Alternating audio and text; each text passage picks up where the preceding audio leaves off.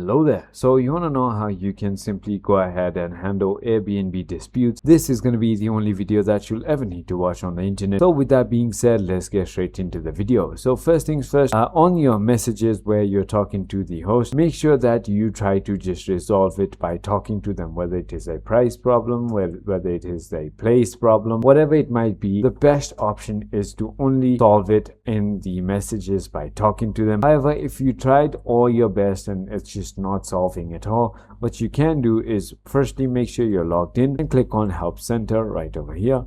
Once you've done that, you can simply go ahead and search for dispute right over here. So review dispute. Once you've done that, you're going to be taken to this page right over here. As you can see, you can simply go ahead and add or ask support from Airbnb in order to go ahead and mediate your problem. Or the second thing you can do is simply go ahead back into this page again and just scroll all the way down, click on contact us and just DM them about what the problem has been and whatever it is going. So I hope this video was helpful to you. If it was, hit that like button and I'll see you on the next one.